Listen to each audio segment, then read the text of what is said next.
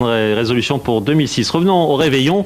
Pour tous ceux qui voudraient réveillonner à Paris, sachez qu'on trouve de plus en plus de chambres d'hôtes dans la capitale. Elles sont moins chères que les hôtels. Elles offrent un confort à peu près comparable. Et puis l'accueil familial en plus. Claire Auberger et Éric Bourbotte nous font découvrir quelques-unes de ces chambres chez l'habitant.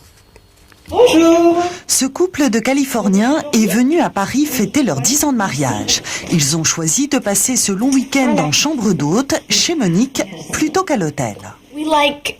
Nous aimons ne pas être seulement considérés comme des touristes. Nous avons envie de comprendre la culture et pouvoir poser des questions. Ça nous permet de savoir comment vous vivez. Dans un hôtel, il y a une ou deux personnes qui doivent s'occuper de beaucoup de clients. Dans un bed and breakfast, on ne s'occupe que de vous. À Paris, une nuit chez l'habitant coûte en moyenne 85 €. Pour Monique, c'est une deuxième source de revenus, entre 1 000 et 1 500 € par mois. C'est aussi une activité dans laquelle elle aime s'investir. Le premier matin, on sait très vite ce qui leur fait plaisir. Alors il faut s'adapter. C'est l'envie de faire plaisir avant tout. Créatrice d'un des premiers réseaux de chambres d'hôtes, Françoise est à la recherche de Parisiens qui ont envie d'ouvrir leurs portes. Je vous montre la première chambre. D'accord. Voilà. Aujourd'hui, elle découvre un nouveau lieu. Ses critères de sélection, la propreté et le confort. Surtout le confort du lit, parce que dans les chambres d'amis, parfois, on offre un lit un peu mou, avec le creux vers le milieu. En chambre d'hôte, il faut vraiment que ce soit très confortable, avec une literie neuve, si possible.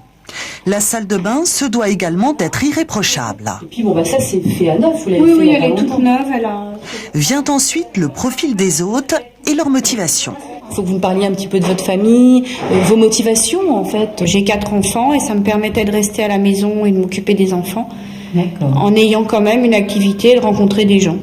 Françoise est convaincue, les photos seront diffusées sur son site internet qui compte déjà une centaine de chambres. La chambre d'hôte a un bel avenir parce que dans notre époque où justement les contacts ne sont de plus en plus que virtuels, la chambre d'hôte permet le dialogue. C'est un état d'esprit devenu au fil des années une niche sur ce marché toujours porteur du tourisme.